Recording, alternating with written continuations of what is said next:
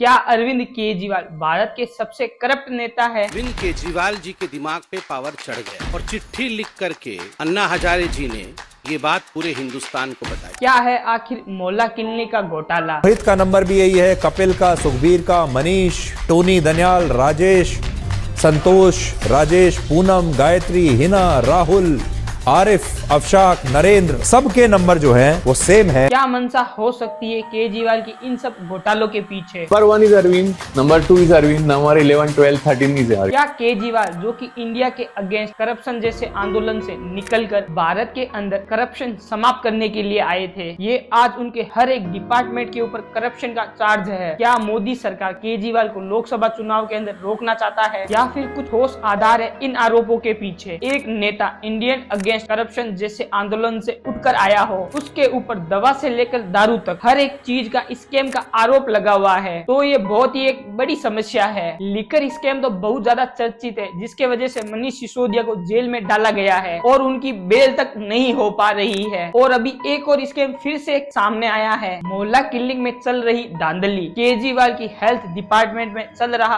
दूसरा सबसे बड़ा स्कैम है। दिसंबर 2022 में वीके सिन्हा यानी दिल्ली के एलजी के पास एक फाइल आई थी, उसके अंदर दिल्ली सरकार की ये मांग थी कि दिल्ली सरकारी अस्पतालों और मोहल्ला क्लिनिक में पेशेंट जो ये लैब्स हैं, ये प्राइवेट के साथ जाकर जांच करवा रहे हैं, इन सारे टेस्टिंग को एक्सटेंशन और अप्रूवल की डिमांड रखी गई थी। दिल्ली के एलजी सरकार ने कहा ठीक है, अप्रूवल तो कर दिया जाएगा, लेकिन इस लैब के अंदर क्या क्या टेस्ट होते हैं और कैसे कैसे पेशेंट भेजे जा रहे हैं, उनके 2-3 महीनों का डाटा हम रिव्यू करेंगे, उसके बाद हम उसे अप्रूवल कर देंगे। जुलाई 2023 से सितंबर 2023 का डाटा दिया गया था और उसकी जब जांच और स्टडी की जाती है, तब डॉक्टर अनएथिकली तरीके से पेशेंट की अटेंडेंस को मार्क कर रहे हैं। आसान भाषा में यह है कि डॉक्टर जब क्लिनिक में था ही नहीं, फिर भी उस पेशेंट की अटेंडेंस लगाई दी जा रही है। कई बार तो स्टाफ भी इस पेशेंट को दवा लिखकर उसको घर भेज देता है। जब इस बात की पता चली तो कई लोगों को जॉब से निकाला गया था और उनके ऊपर एफआईआर भी की गई थी। दिल्ली के एलजी ने कहा आधार कार्ड और बेसिक बायोमेट्रिक का प्रयोग करें, जिससे उस पेशेंट की एंट्री की जाएगी, लेकिन इस बात को भी इग्नोर कर दिया गया। तब जब ये बात एलजी ने खुद अपने मुंह से बोली थी, ये करने के बाद फिर से डाटा का रिव्यू किया जाएगा। फिर से डाटा का रिव्यू किया गया, तब ये पता चला कि वहाँ पर फेक पेशेंट की एंट्री की जा रही है, बल्कि इन पेशेंट के बहुत सारे टेस्ट फेक किए जा रहे हैं। 11,657 पेशेंट ऐसे थे जिनके मोबाइल नंबर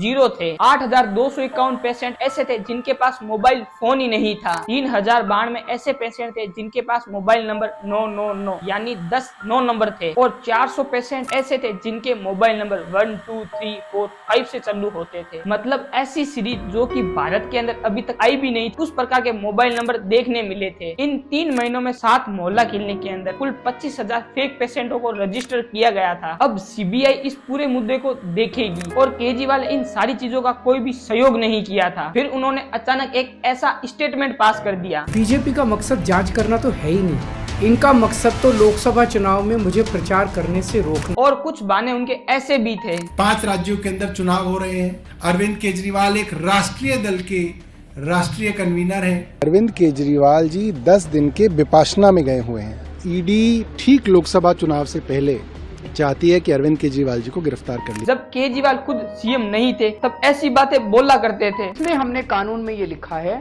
कि अगर कोई बिजनेसमैन या कोई कंपनी सरकार से कोई भी ऐसा काम करवाती है जो कि कानून के खिलाफ है, जो कि गलत है, तो ये मान लिया जाएगा कि ये काम जो है ये रिश्वत देकर और रिश्वत लेकर करवाया गया। इसमें जांच एजेंसी को ये साबित करने की जरूरत नहीं होगी कि रिश्वत ली गई या रिश्वत। और आज ये ऐसी सारी बातें बोलते हैं। 2 साल से बीजेपी की सारी एजेंसीज कई रेड मार चुकी हैं, कई लोगों को गिरफ्तार कर चुकी हैं, लेकिन अभी तक एक भी पैसे का हेरफेर कहीं नहीं मिला। दिल्ली का ऐसा कोई भी मंत्रालय नहीं है जिसके ऊपर कोई जांच नहीं चल रही हो। दिल्ली में बहुत सारे घोटालों का एक बहुत बड़ा स्कैम चल रहा है और केजरीवाल की सरकार से छिपाए भी नहीं छिप पा रहा। वीडियो अच्छी लगी हो और कुछ नॉलेज बेस लगी हो तो प्लीज इस चैनल को लाइक शेयर एंड फॉलो जरूर करें। बाकी कमेंट बॉक्स आपके लिए खुला है, जो मर्जी हो बोल सकते हैं और इसी तरीके से अपना प्यार बनाए रखे। जय हिंद।